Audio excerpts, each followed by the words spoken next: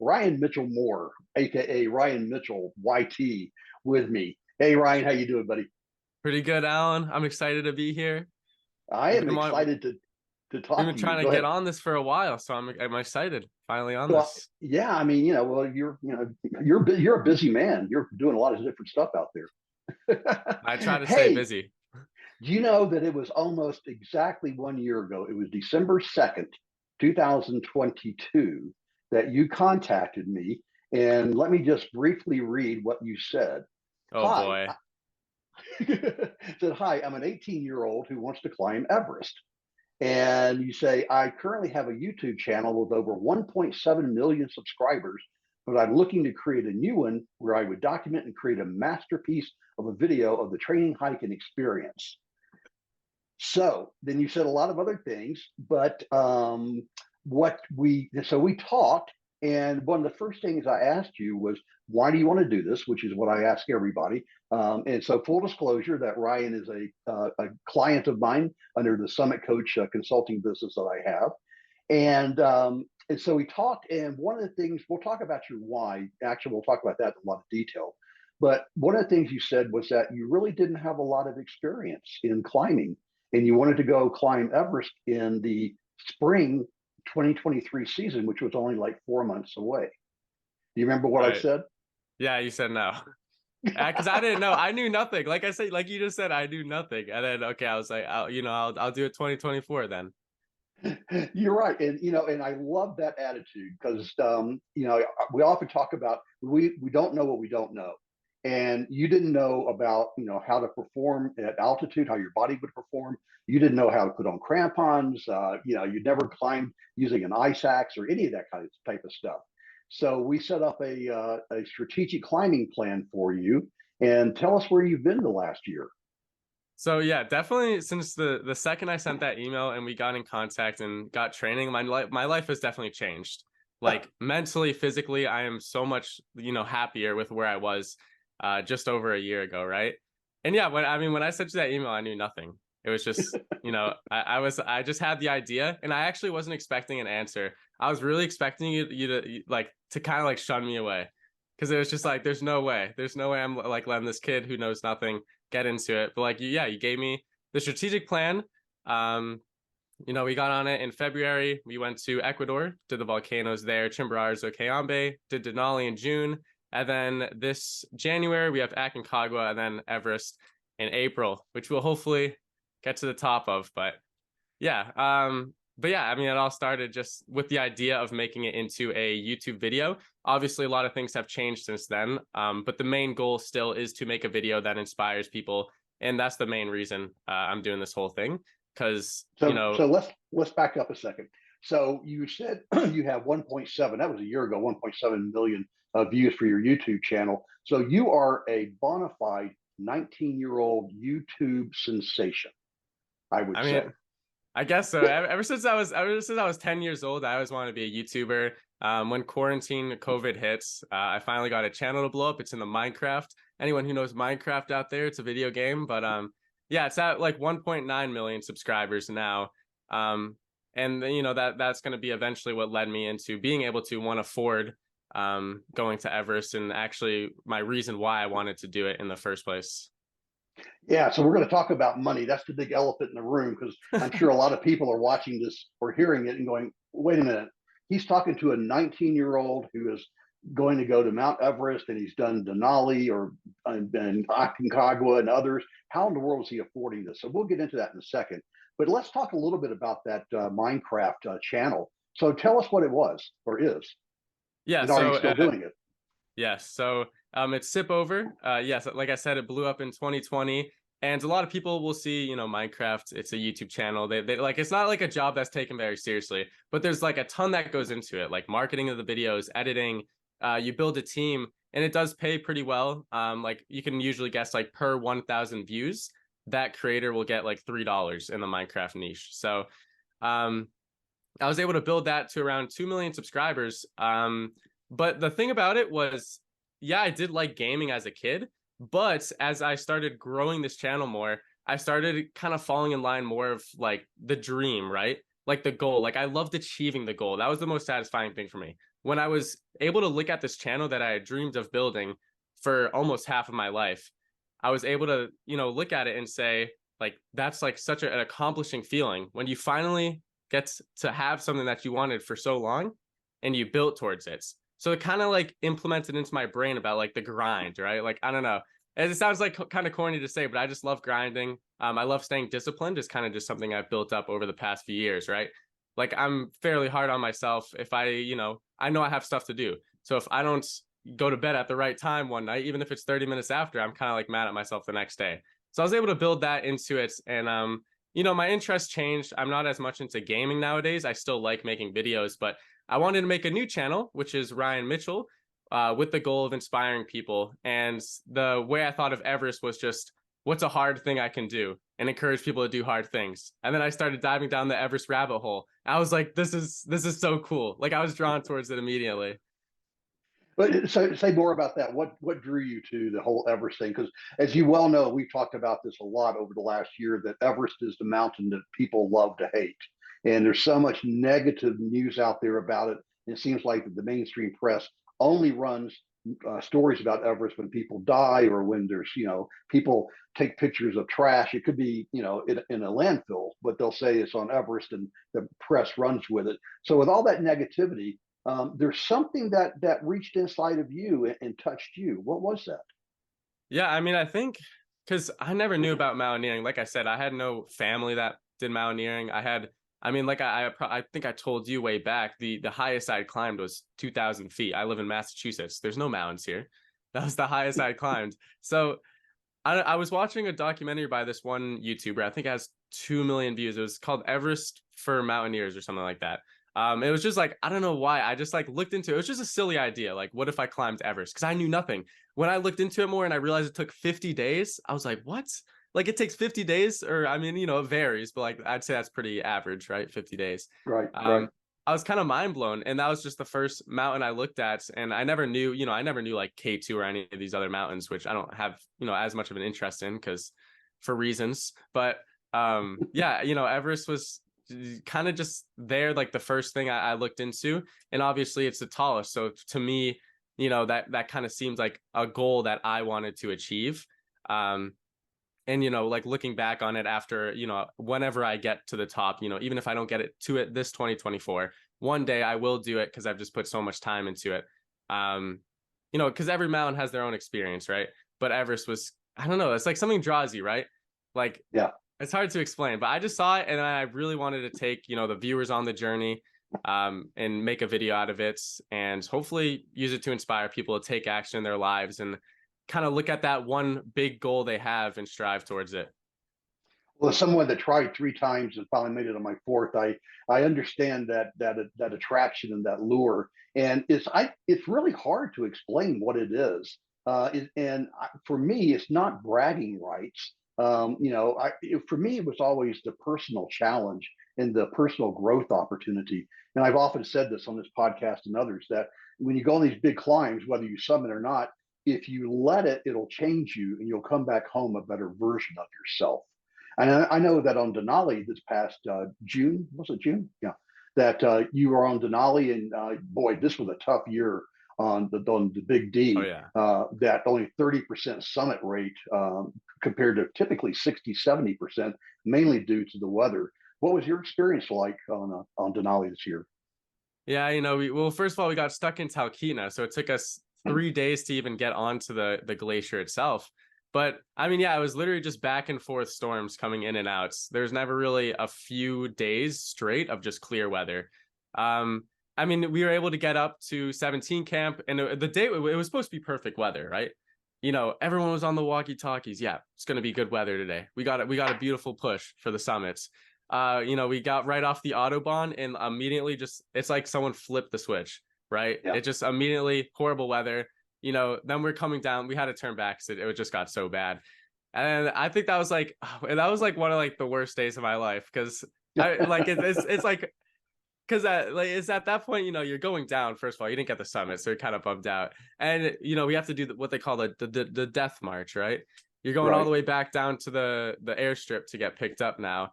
And then we got stuck there for 3 days. And I'm like, I'm running out of food over here. it smells horrible in our tents. So we're just kind of sitting there, and then we're waiting to be picked up. We finally get picked up. No, like literally 3/4 of our team didn't even stay for the dinner after. Everyone just wanted to go home. Welcome to Denali. So I think you should go do Mount Vinson in Antarctica. That's even worse. Down there, you'll get Really? stuck for 2 or 3 weeks because they can't get the airplane to come from South America onto Antarctica. They have to wait for perfect weather to fly in and fly out. So Right. your Denali experience was that was good training. Um, yeah, you mentioned the word autobahn just to make sure viewers understand. That's you weren't in Germany. That's a section of the route right above the high camp at 17,000 feet. It leads over to Denali Pass. Fairly steep, icy section, and there have been some deaths on that where people have slipped and fallen. But yeah, so Denali was a really good experience for you. I mean, that was perfect training for Everest coming up. Yes. What Yeah. about Exactly. Ecuador? How did Ecuador go? Ecuador, that was the first time I had seen high altitude, and I was not in shape. I could show like two pictures of like what I looked like, kind of like back then, because it's like completely. I think I'm down. What is it? I think I probably said it on the documents when I filled out to contact you. I'm like 173 pounds right now. I know I think I capped out at 215 at one point. It's not like I was like huge muscle either. Like I don't know. So I mean, like I've taken my training to a whole other level since then because I realized how out of shape I was. But for the weather was pretty bad in Ecuador, first of all. But I was pretty out of shape, and I realized that, and I decided to really like lock in on the training. And luckily, I was able to do it enough on Denali. I felt really well, and if it wasn't for the weather, we would have made it to the summit. So I consider it a success then. Obviously, you can always do better in one sense or another, but You have dropped a lot of weight. I just looked at it.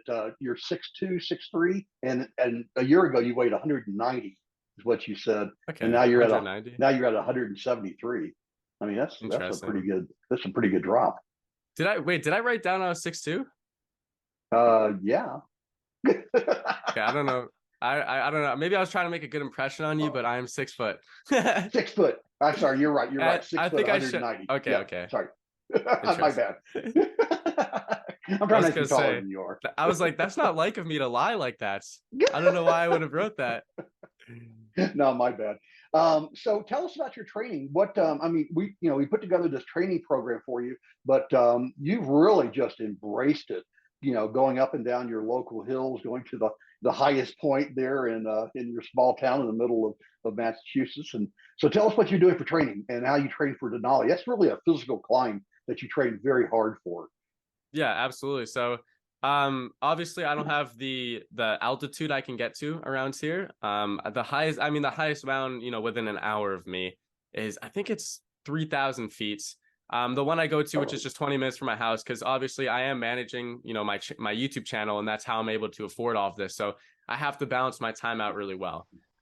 Like almost every second, is gone to something. Like this has made me really realize the value of time, because I go to just the most convenient thing for me, which is a small mountain. It's about, I think if you were to go from just like the trail I do to the top, it's like 850 feet. I do like a little bit of an extension, but like it's 850 feet from there to there. I just go up and down that for like 6 to 8 hours on Mondays and Thursdays. And then we love the extra credit. We actually have it coming this tomorrow on Thursdays. Once a month on Thursdays, we'll do a 12+ hour day. And then on top of that, which, that'll get my legs nice and sore. We want them to be nice and sore to push through the fatigue. We'll do running in the morning. I like to do that fasted, as well as CrossFits, which I do for my strength training. That's kind of a wild one when I tell people that, because, it's CrossFit. It's kind of, it's a little bit unlike It's like the complete opposite thing of mountaineering, Right, but right. I do that for strength and mobility. It's not like I'm only doing that. And then Yeah. my favorite thing means my least favorite is my step ups in my basement for just like an hour after the CrossFit workout. So usually when I'm fatigued already, I'll just step up on the box for an hour. Usually I'm at like 700 step ups right now with a 35-pound pack. And I'll do that Wednesday and Tuesday, just stare at a wall. Like, it's very boring. And like you said, you always say, make your training boring and effective, Yeah. of course. But then when you're out there, it's more fun, because Yeah. you don't want to. I don't listen to music on my runs, even if I'm going for 30 minutes to an hour. Even on the 12-hour hike, I won't listen to music.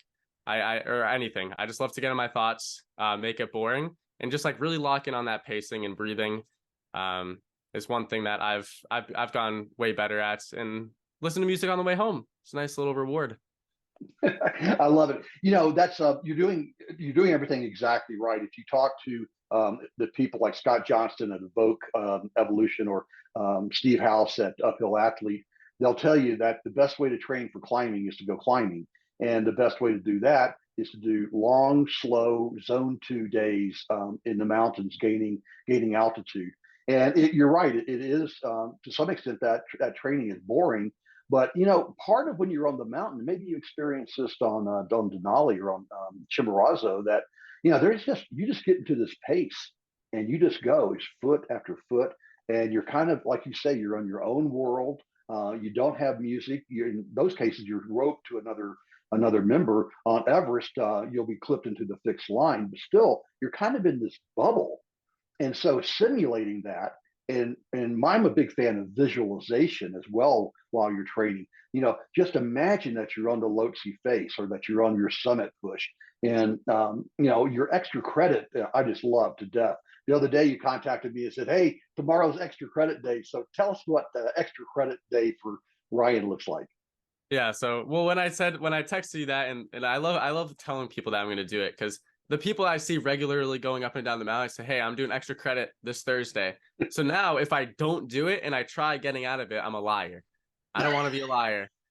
So, it's not too early. I'll usually I get up at 7 a.m. every day, because it's just a good time for me. I don't go to bed too early. I don't go to bed too late. But extra credit basically is, you do half of what you usually do, or no, half extra of what you usually do. So if you do like 8 hours, well, half of 8 is 4, so you add those together, you do 12. I usually like to go a little bit longer, because I don't know, just like 12 hours 30. Basically just go up and down the same mountain. I do the same trail just because I just like the repetition, because I kind of like know what to expect a little bit.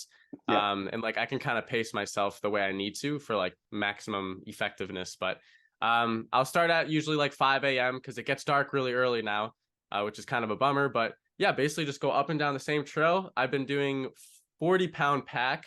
That's what I usually do on the hiking days, is 40 to 45-pound pack. Up and down, 12 hours. It's great. It's just like very slow, right? Yeah, like if you take it too fast, like I can start to feel the cartilage in my knee just disappear if I go too fast. Like I have to pace myself. And then usually after, I'll even still work out like the next day, because I've seen the results from, and when you're on the mountains, you really have to be able to just like get your legs destroyed, and then the next day you're back at it, like one way or another. Like you can't, like, your legs are going to be sore no matter what. That's the coolest thing I've seen with like kind of like the way my body has transformed since doing this, is how like adaptable your body actually is, right? Even like acclimation, right? Isn't that crazy how you, like, just by spending time going up, you can, like, your body just transforms, Yeah. which is Yeah. super cool. And just like the way, like if I did like a 12-hour day a year ago, I'd be out for a week. I couldn't, like, I would be done. And even mentally, I'd be like, Yeah. oh, like I did that. But like now it's at the point where I can just go to bed, get like, 7 to 8 hours of sleep. And the next day, yeah, I'll still be feeling it. And like, I still don't want to do it, but I'm able to get through it. Which I think is like, that's how you're going to be feeling on any mountain, right? You're never going to be feeling good. No, I would say, suffer lower so you suffer less higher. You're still going to suffer though. I mean, there's never really no way around it. One of the best measures of if your training program is working is your recovery time. Do you think that you're recovering faster now than you did when you first started? Oh, absolutely. When I first started, and I was on the same thing. So like, Monday through Saturday. So like Saturday morning I'll work out and I'm done for the weekend. So rest of Saturday, then Sunday. But through that Monday through Saturday, like I literally, because I was like, I think I like told you once too, I was like, my legs just like they're Yeah. not recovering. Like I could like barely walk down the stairs in the morning. So and then I have like my CrossFit coach, right? And it's like a CrossFit thing to say, but it's like, yeah, it'll just flush out the fatigue. Keep going. And you both are saying like, yeah, your body's gonna adapt. Yeah. I kept doing it like week after week. Like my workout sucked. I was just kind of like modding around, but at one point, like as the weeks compounded, I kind of developed that adaptation. And sometimes like one week I did have to take way lighter for my like body to catch up with itself. So you really like you don't think your body's going to be able to adapt and you think it's too much for you, but in reality like you can push through it and your body does get way better at recovery and get into the flow of things. One of the things that I learned, not in the beginning of mountain climbing, but probably somewhere in the middle, was that I could push my body harder and further than I ever thought I could. And that it was basically my mind was the limiting factor because I was psyching myself out and I focused on all the reasons why I could not do it instead of the reasons that I could do it. And also, having that why, having that purpose of what you're trying to accomplish. For me, as everybody knows, my why is climbing for Alzheimer's and to honor my mother Ida, who died from Alzheimer's. And that when I locked in on that why, I found that I was able to tap in to a level of reserves that I never knew existed. And that really came to help me and, well, frankly, help me live on K2. But I also used it on my fourth attempt on Everest. I remember going up between the balcony and the south summit. It was 30 degrees below zero. The wind was gusting to 30. And I was like going, oh, man, this sucks. I don't know if I could do this or not. But I was able to tap into that extra reserve of energy and just keep going a step after step. My good friend Jim Davidson tells a story that he set a goal for himself when he climbed Everest that he was not going to turn around until the sun came up. And I love that because I don't know if you've experienced this on any of your climbs thus far, but once the sun comes up, maybe not on Denali because the sun never went down, but once the sun comes up, all of a sudden there's like this extra turbocharge that you get this extra boost of energy. Yeah, for sure. Even just starting, right? Like this Yeah. morning, I didn't want to get going. I was like, oh, I got a busy day. I gotta hop on call with Alan later. Like maybe I should just take the day off. But really, you just like get out of bed. I get kind of anxious at night. It's like this Yeah. weird thing for me. But I'm like when I know I have a hard day ahead, right? It's like just harder for me to relax. But Yeah. you like literally just, I feel like that's just the big thing, right? You just have to start. That's it with everything. Once you Right. start getting momentum, even on I think the biggest example of this was on Chimborazo. Actually, you know what? No, on Denali definitely, but I felt like horrible at like 14 camp. I don't know what it was. My like stomach just wasn't like doing well, but I like just kept going. Like an hour in, I just felt way better. So Yeah. really, you just it's like just like one step after another. You just have to go for it, and usually momentum can pick up. And you were saying, yeah, when you were saying earlier, which I kind of wanted to go back into, and it kind of comes into what we were saying, how I got like interest into all this was like the digging deep thing, right? Like Yeah. seeing the limitations that you can push past with your body. Right. It was on Mount Washington. So if I drive to any mountain, it's gonna be Mount Washington. It's like 3 hours away from me, Massachusetts, New Hampshire. But that was the first actual mountaineering experience I had, even though it's just Mount Washington. But yeah, I that was the first time, I was still like easing into things, right? I didn't really know much. And at this point, I don't know if I was fully committed yet because it was still like, I think this was just a month since we started talking. I probably went to Mount Washington. So, and I was still like pretty out of shape. I hadn't started training too much yet. But yeah, that was like the first time where I realized like holy, like my body's so much more capable because I wanted to stop 2 hours in. But the guide, and I'm so grateful that he did this because usually people would be like, "What are you doing?" But he literally tied a rope to me, like he was short roping me up Mount Washington. I just had to walk. I just walked up the whole thing, and I don't know how I did it, but I literally was just like looking down. I was like, I don't know what was going through my head, but that was the most I'd ever pushed myself, and it was just like the feeling after. Like we got to the summit and we got back down, and it was like the feeling. I was Yeah. like, I love that. Like, Yeah. I didn't post anything about me getting to Mount Washington. Like I shared it with you. I didn't like Yeah. really post anything about it.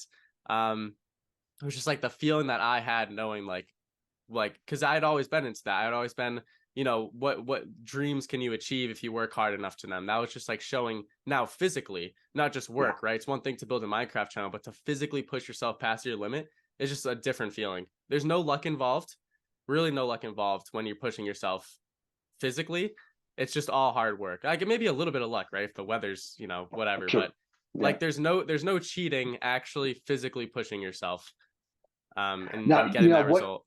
what you're doing is you are developing a high level of mental toughness that you get in these situations like you were on Mount Washington or you were at the 14 camp on Denali, and even on Chimbo, where you guys had some bad weather and stuff. That you realize that you can push yourself, and you're not going to die. You may Yeah. hurt, you may be suffering, but guess what? 24 hours later, you're sitting somewhere and having a nice meal. Whether even if it's in camp, but it's developing that mental toughness, and that's going to serve you really well on Everest because. Who knows? You may find yourself in a long line of people and it's going to be frustrating, or you may be stuck at base camp for 2 weeks because bad weather moved in. You may get the Kumbu cough. I mean, there's a lot of stuff that happens to people on Everest that they have no control over whatsoever. And so you just got to be patient with yourself, and you've got to, just be able to not get freaked out, not give up, not go, well, this isn't working, I'm going home, which, some people do. They run into these walls and they just give up. And so this comes back full circle again to to why you're doing this. Hey, one thing I wanted to talk about is that you are a very talented cinematographer, movie maker, and you documented your Ecuador experience, and you're going to do some of that on Everest as well. I mean, obviously, YouTube is a video channel, and so tell us about your camera equipment, how you approach filming, and what are your plans for filming on Aconcagua, if any, but especially on Everest. Right. So I'm actually, that's something I really need to get better at is cinematography and actual camera work. Being in, making Minecraft videos, you're just sitting at your computer. I think if we're like gonna get nerdy about YouTube, like the gaming niche is YouTube on easy mode. Doing anything in real life is hard mode, I would say. Because you have to know how to like man a camera. And I honestly don't know much. Like I just have a mirrorless camera. There's some microphones here. I actually have them right here conveniently. Like literally these little guys, they just pick up audio when I need to. This, a camera and a phone is all you need, and you don't even need a camera. Nowadays, if you have an like iPhone 14 or more, you're going to get really good quality. If you do want to, you don't need anything crazy, and the batteries don't die. Maybe like a small camera. I mean, I'd go a little extra with my mirrorless camera most likely because I really want to get the nice shots. But um yeah, I mean, if you do even like as just a any climbs, right? If you wanted to pick up audio, which is kind of cool, you can clip these in. And then obviously a phone, right? You're gonna get really solid quality. But like I said, I don't really know that much cinematography. I'm trying to get better at it. On Everest, the big thing, so like I'm things change a lot. Your plans will change, your goals will change. I like to remember the way I kind of look at it is like you're gonna set a goal, you're right here. You think it's gonna be a straight line, but in reality, it's gonna look like this. It's Right. going to change so much, but like the main goal and what it was for me isn't going to change. And the main goal for me was making an inspiring video that encourages people to take action in their lives, and that's kind of what I want my journey to be. um so I'm actually taking a different approach, and we were talking about this earlier, is how kind of the media only shows the negatives of Everest, right? You see all the Right. trash. You go into a comment on an Instagram video about any like 8,000-meter climb or whatever. You see the comments, it's everyone just trash talking it, right? Kind of like voicing their opinions, which is totally valid, right? Um, but I think a lot of people don't see like the insides of what these people are actually thinking and why they end up doing it.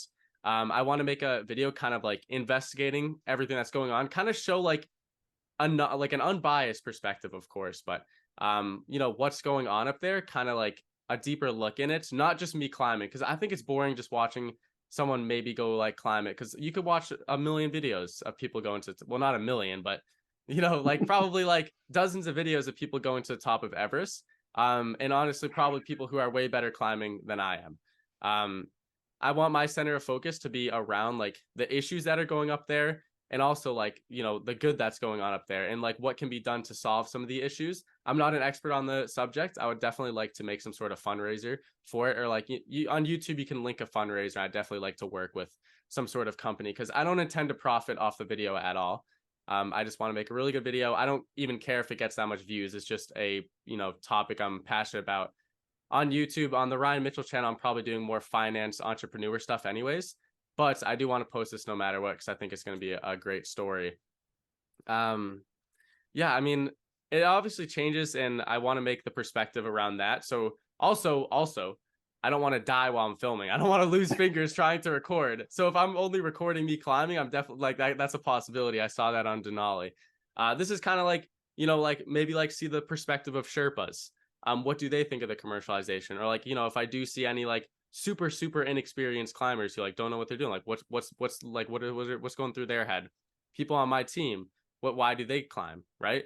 Kind of show the insights of all that, and it's going to be mostly kind of just improvise as I go because you never really know what'll happen up there.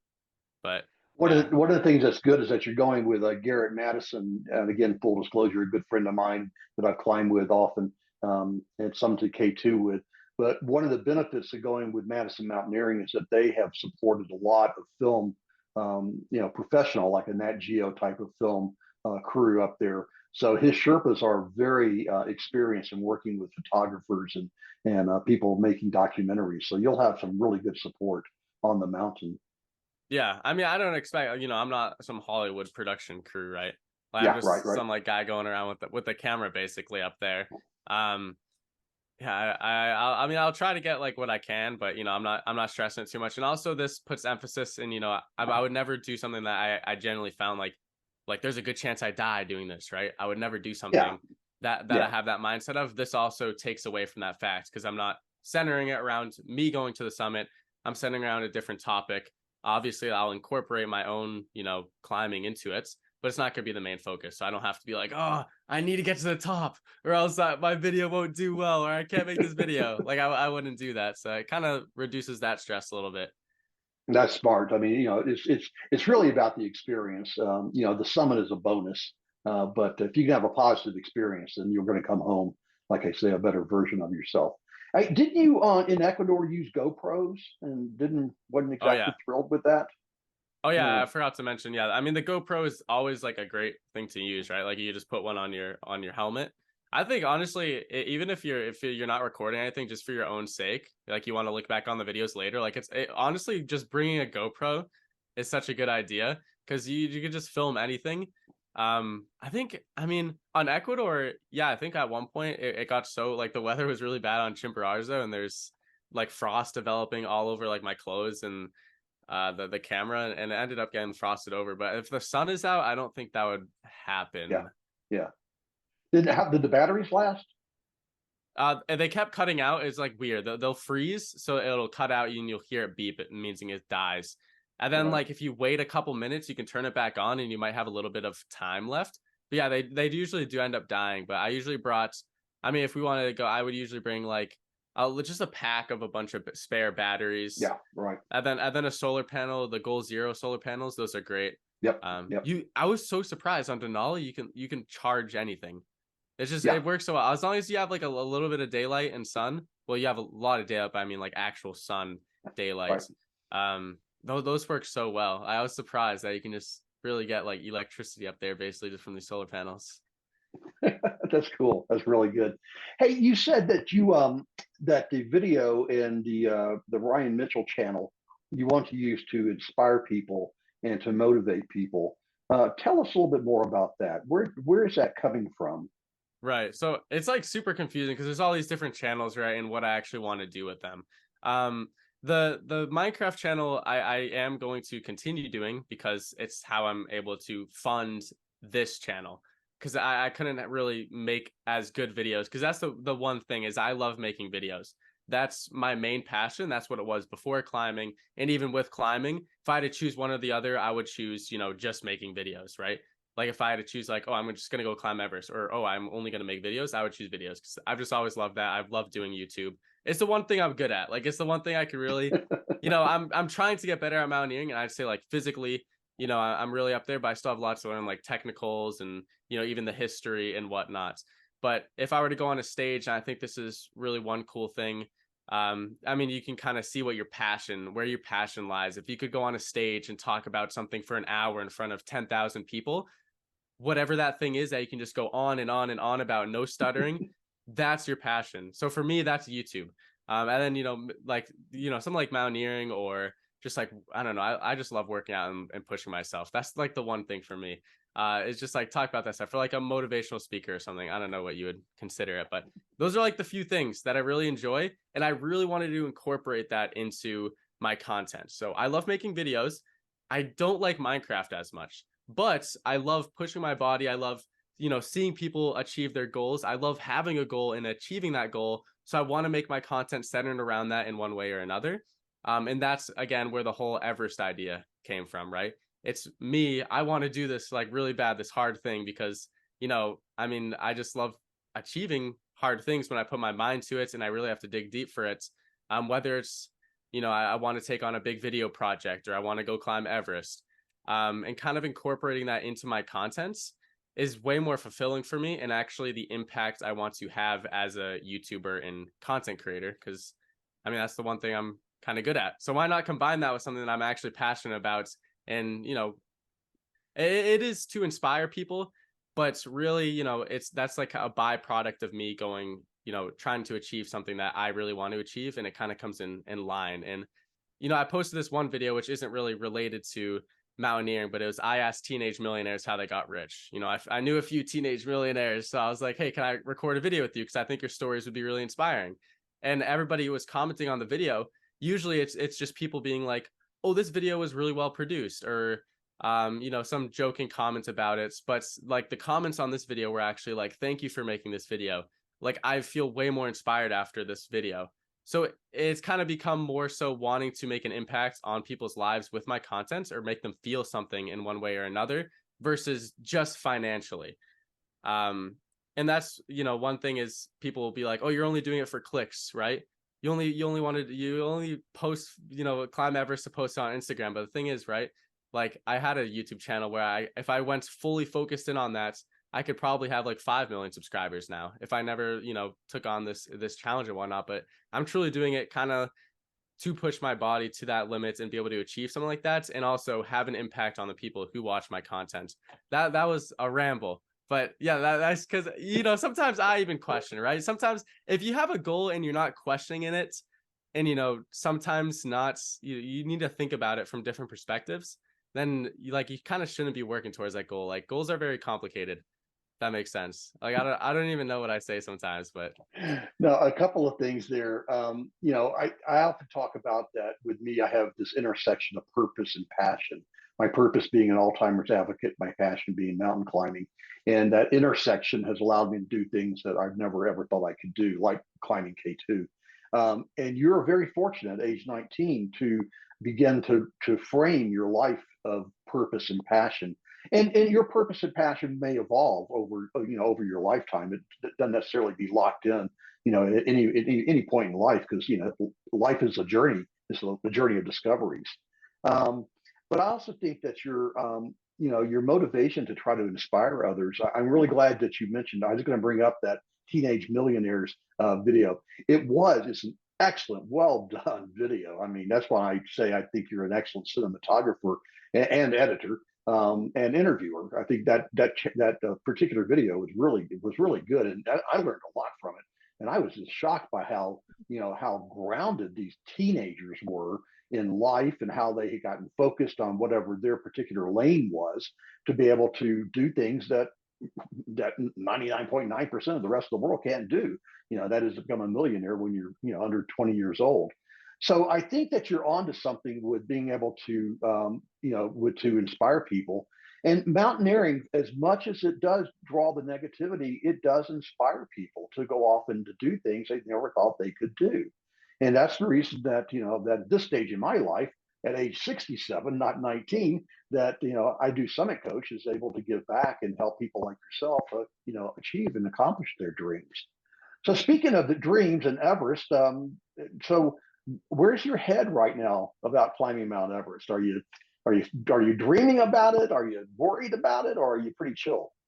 yeah, well, when I first was getting into it, probably the first month or so. Well, maybe not the first month. For first like couple weeks, I was committing myself to it.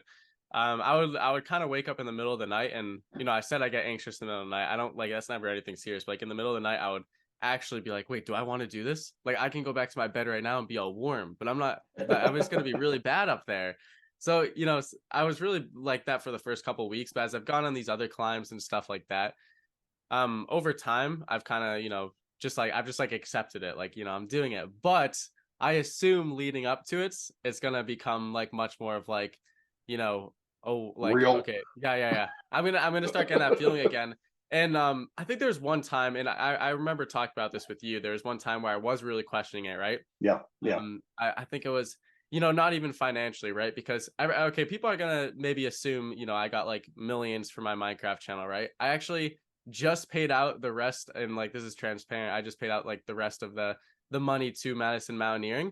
I actually have like $100 in my company's bank account. So like the company, like I have some money like invested on the side for like me personally, like because it would be stupid of me not to have done that when I was, getting money, a lot more of it, because 2021 and 2022 were like way bigger for me, but a lot of the money has gone into this new channel, and I'm investing a lot of time, a lot of money into it.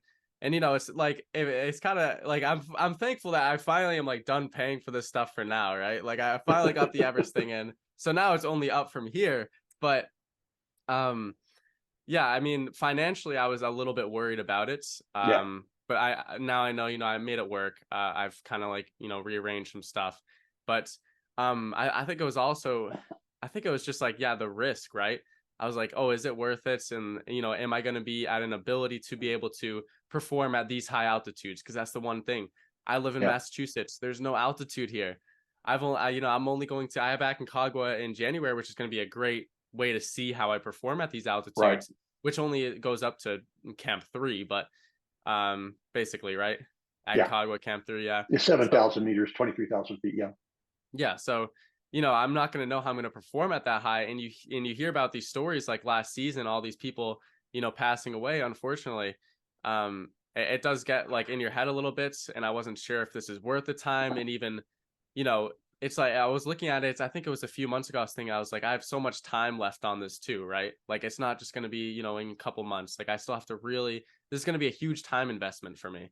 um I don't know what it was, just like that one day, I was really questioning it, maybe like 2 days, but then I remembered, right? Like this is something I truly want to do.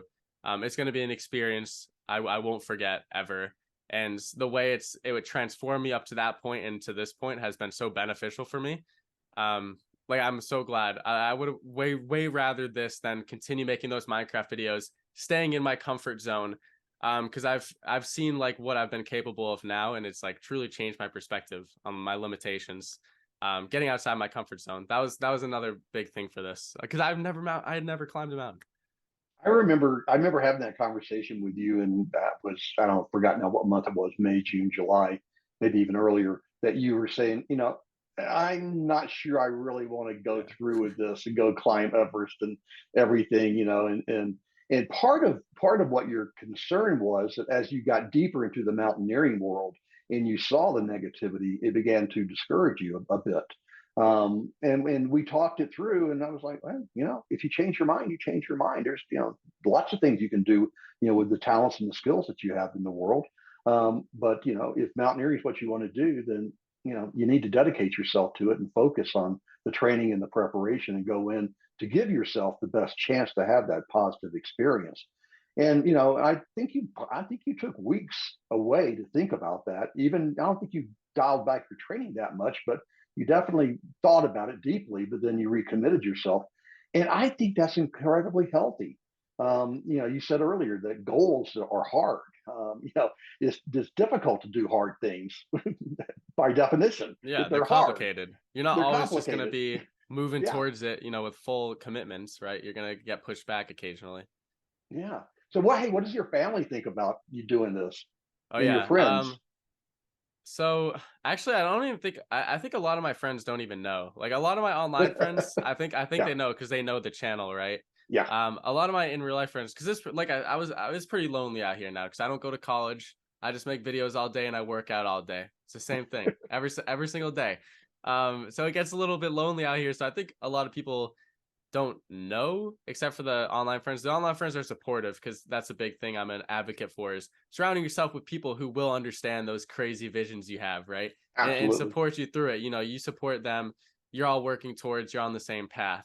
I think my mom. okay, my grandma doesn't want me to do it. My grandma is very against it. She's like, No. are you still interested in climbing Everest?" And I'm like, "Yeah." And she kind of gets bummed out whenever I say that. But I don't know, my mom didn't seem to care too much. And then my dad thought it was cool. All right. All right. So maybe they just don't know about like the risks or something, or they never really looked into it too much. But I tell them, like, I'm going with good people. I have a great coach here. So, and they know I'm not I mean, hopefully I'm not an idiot, and I wouldn't just walk off the side of the mountain or something like that. I often joke with people, typically, clients that are in their 40s or married, got a couple of kids, and I say, "Hey, I do on mountain spousal support for a cheap price, only $10,000." And everybody laughs. We all laugh about it. But I do I don't charge for it, obviously, but I do have spouses and parents that have contacted me, while their loved one is on the mountain, because the problem is that what you're doing because you're there. They don't know what you're doing. And then you may have a comms blackout for 24 hours. And they were like going, "Oh my gosh, I hadn't heard from you. Is he safe?" And they're starting to freak out. And it's normal to have these blackouts. But if you've never gone through it, it's tough on the ones left behind. So tell your mom and your grandma they can call me if they need me. Got it. Got it. Yeah, I love your dad likes it. That's great. I think well, yeah, a lot of people don't realize people are confident in their ability to do something, Yeah. right? Like, I haven't had all this altitude experience, right? But I'm very like, I'm pretty happy with where I've gone physically, and how I'm doing on that. And Aconcagua will be a good test. But I think it's a similar thing, because a lot of people will say, how could you do this? Like, why would you go into something knowing that you could die, or like go into something knowing it's risky? But I like to think about it as speeding, right? I think 90% of people speed. Or at least, I'm on the road 14 out of 15 times. I'm behind someone who is going over the speed limit, even if it's by a little bit. So if going over the speed limit is dangerous, why does everybody do it? Well, it's because they think that they're good at driving. And, most of the time they're good enough to be going over the speed limit. So I think, it becomes to risk tolerance, but I think a lot of people just don't see the perspective of people who want to do climbing. And even if it's any extreme sport, right? Like wingsuiting, like, a lot of people will be like, why would you want to do that? It's because, they're confident in their ability to do so. And of course, there's going to be the occasional chance of like an avalanche or a drunk driver coming down the other road, or like something that you wouldn't have expected, right? But that's just part of life. And then, at that point, it's whether or not you want to take the risk of something like that happening. Which, I mean, for me, that comes into risk tolerance. All the amazing things that will come out of it, and already even has come out of it, and I haven't even stepped on the mountain yet, is worth it to take that small amount of risk. Which, I mean, small amount, I don't know, we could go into all the risks, but into taking that risk of some sort of avalanche or something like that happening. Risk management is really the key phrase when you're talking about doing these mountains, and that's why it's important to go with an operator that is experienced. That they're not so driven to get their clients to the summit, but they're not so conservative that you miss the opportunity right there in the middle. And I think you picked a good one. You mentioned the people that died this past spring on Everest. It was 17. It was the most Everest climbers ever in the history of the mountain that died in one season. And by my count, 11 of those were avoidable. And what they were people that ran out of oxygen. They were abandoned on the mountain. They died of some type of altitude related sickness that was avoidable. And sadly, most of them, all of them, except for two, were with the very low cost operators who, they don't buy enough oxygen for their clients. They don't have enough support. If they do, something goes wrong, they don't have a way of reallocating resources to help their clients. You're not going to have any of those problems with the one that you're going with. But it is about risk management, and also it's about managing your own expectations and going in as prepared as you possibly can, which is what you're doing. Going to Aconcagua I think it's a really smart move. I did it. I did it all but one of my four attempts on Everest in January before I went in April and May, because what it does, it gives you a chance to see what your body does at 7,000 meters. Yeah, it's not almost 9, but it's not sea level. Right. And you check out all your gear, you make sure everything all works, and you get that system down, and you get your mind into that mountain mode. So I'm excited for you to go to Aconcagua in January. Keep training. Don't let up. Oh, I won't. I won't. Yep. Absolutely. Any any parting thoughts for us as we wrap up? Um, I don't know. I mean, other than like, I'm super thankful for the opportunity and even opportunity you've given me to, take me in and train me. I mean, yeah, that's kind of the main thing. And I guess maybe one thing is some people may be like discouraged by, like how expensive it can be, but like I said, I'm doing this really young, so I know if I don't succeed, which is a possibility, I have, my whole life ahead. And it is like very expensive, and I know that is like a big, reason a lot of people Yeah, don't do it and sure. everything like that. But if we're gonna get like, entrepreneurial type stuff right now, because I mean that's kind of something I'm passionate about too. It's just like you can always like find a way. Like that's like half of the battle for Everest. Is like you Yeah, have to like take that into account too.